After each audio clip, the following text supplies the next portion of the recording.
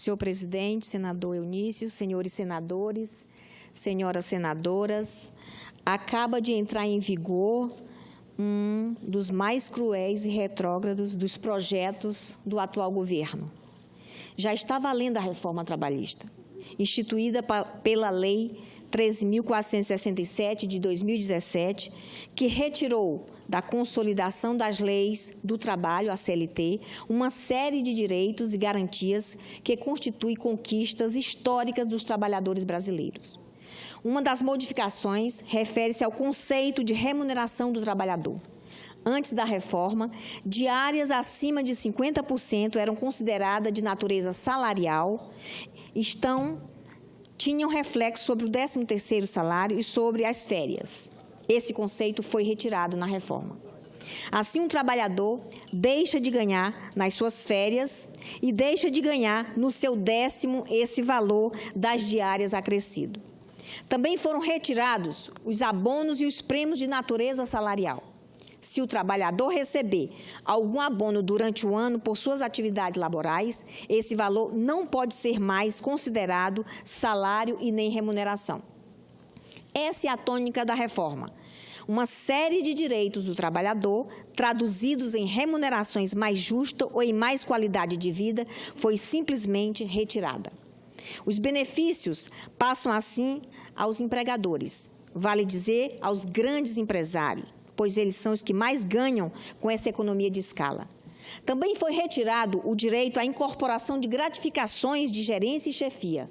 O gerente que recebia uma gratificação por período mais longo, a partir de 10 anos, tinha esse valor incorporado ao seu salário. Agora, se ele perder o cargo de chefia, perderá também a gratificação, ferindo o princípio da estabilidade financeira. Essas perdas se refletem nos menores detalhes. No intervalo de descanso entre a jornada, a pausa para o almoço era paga como hora extra com natureza salarial.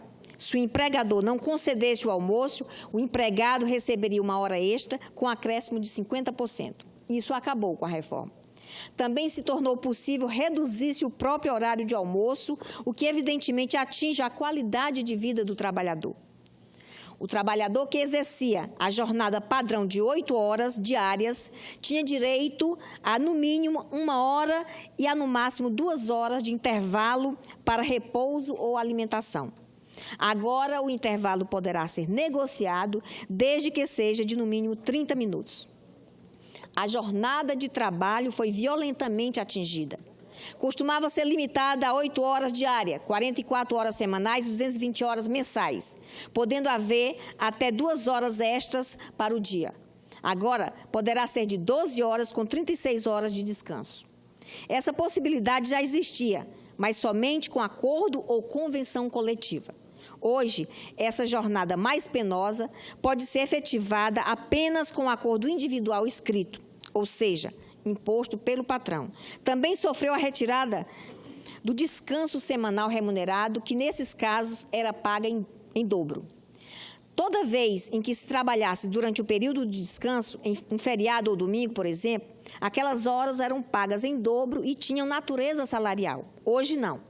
Se trabalhar nesses dias, a norma entende que o valor recebido já está embutido, portanto, não há nenhum acréscimo. Talvez a mais perversa dessas inovações seja a criação da jornada intermitente. Dessa forma, os assalariados poderão ser contratados para trabalhar somente quando necessário e os empregadores vão pagar pelo período em que os serviços foram prestados. Todo o restante do tempo não implicará qualquer remuneração, embora o trabalhador fique à disposição da empresa.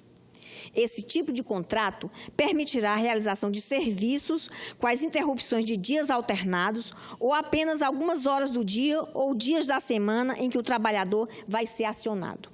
O empregado fará o trabalho após a assinatura do contrato e prestará esse serviço de acordo com a necessidade do empregador. É mais do que evidente que se abre, assim, a porta para algo que nunca existiu na legislação brasileira, a possibilidade de redução de salários. Hoje, exercendo a mesma função, na mesma empresa, essa redução é impedida. Com a reforma, não mais. O período em que o empregado estiver à disposição do empregador, aguardando ou executando ordens, não será mais computado como jornada de trabalho. O mesmo ocorrerá com as atividades no âmbito da empresa, como descanso, estudo, alimentação, interação entre colegas, higiene pessoal e troca de uniforme. Os acordos entre sindicatos e empresas terão força de lei. Se houver divergência entre a lei e o acordo entre sindicatos e empresa, o que vai prevalecer é o acordo realizado entre eles.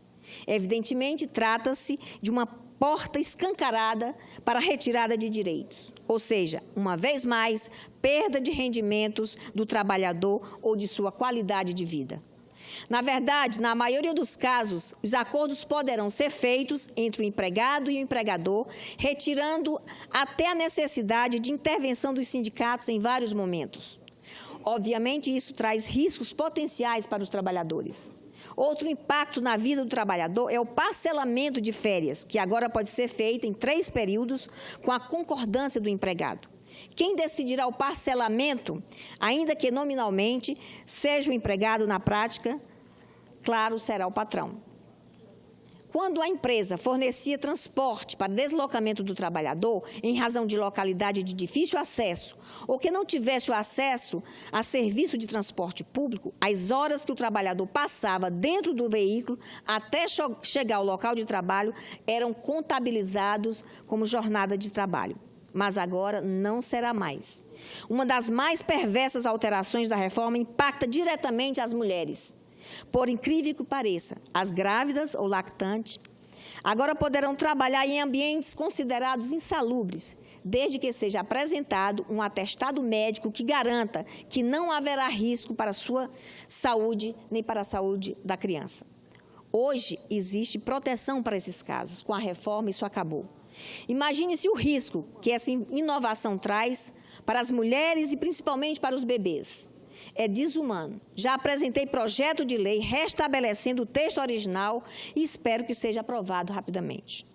O trabalho feito em casa, também conhecido como home office, não era contemplado na antiga CLT. Sua regulação pela reforma representa uma inovação importante adaptada aos tempos atuais. Mas agora pode representar um problema para o trabalhador. Exercendo suas funções em casa, poderá ter uma série de despesas que até agora cabiam à empresa empregadora. É mais um problema potencial para o trabalhador. Uma conclusão se impõe. Quem defende a reforma pode se prender a uma ou outra inovação imposta por novas tecnologias, mas no essencial, a reforma representa uma transferência de direitos. É evidente que a reforma não foi pensada para beneficiar os trabalhadores. Eles perdem uma grande quantidade de direitos que constam na CLT. Essas vantagens foram direcionadas em benefício dos empregadores, ou melhor, dos grandes empresários. São eles que passam a ganhar mais, muito mais, com o desmonte das conquistas dos trabalhadores, que vem de 1943, quase 3/4 de séculos atrás. Essa é a medida do retrocesso, do atraso imposto ao povo brasileiro. Senhor presidente, gostaria também de deixar aqui muito claro o nosso posicionamento contra essas reformas impostas pelo governo de Michel Temer. Fizeram a reforma trabalhista, cortaram recursos da saúde, da educação, enviaram medidas provisórias repassando a conta da crise para os servidores públicos, pretendem reformar a Previdência para que o trabalhador morra sem se aposentar. E na última quarta-feira, passou aqui no Senado o voto que foi dado aqui em favor da MP 785 de 2017, que altera profundamente e, para pior, o FIES, que é o maior programa de financiamento estudantil da nossa história. Não custa lembrar que o FIES passou a funcionar de verdade durante o governo de Lula e que deu um salto quantitativo, qualitativo em 2010, apoiado em 3 pilares: redução de juros do financiamento para 3,4% ao ano, aumento do prazo de carência para 18 meses e a ampliação do prazo de quitação. Para se ter uma ideia do sucesso da iniciativa, entre 2010 e 2013, o número de alunos com apoio do FIES aumentou mais de 10 vezes, chegando a 1,6 milhão de estudantes contemplados, 83% deles vindos de família com renda menor que um salário mínimo e meio por pessoa. Programas como o FIES, que beneficia especialmente os estudantes mais pobres, não são relevantes para o atual governo, que prefere governar para os banqueiros do que promover iniciativas voltadas ao bem-estar do povo brasileiro.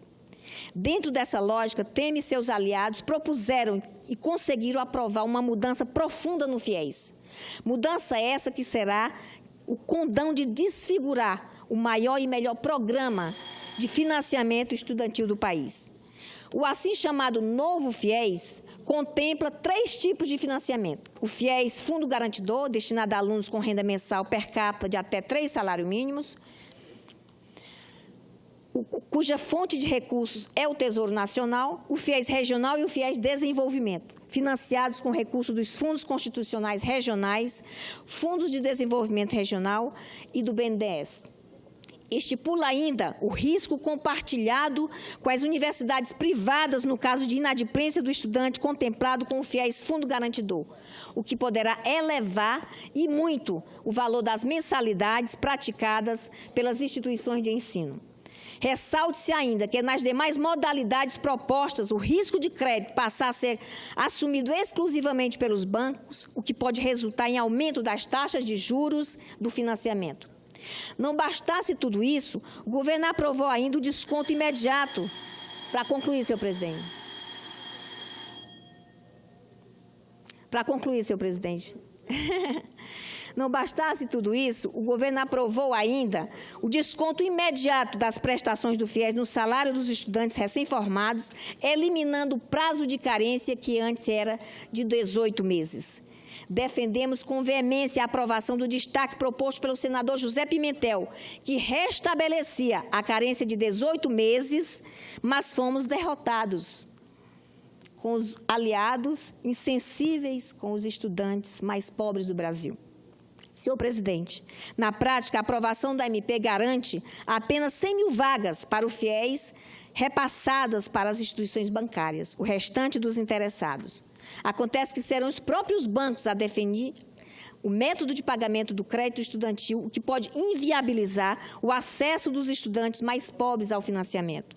Em resumo, o acesso ao FIES será cada vez mais desestimulado, especialmente para os estudantes mais pobres.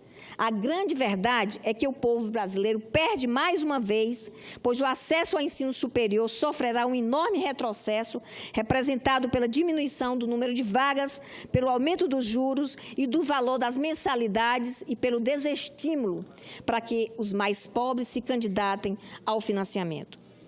É por isso que votei contra essa MP. Mais uma medida de um governo que só se preocupa com os ricos e que deixa os pobres, à míngua, entregue à sua própria sorte. Era isso, senhor presidente. Muito obrigada.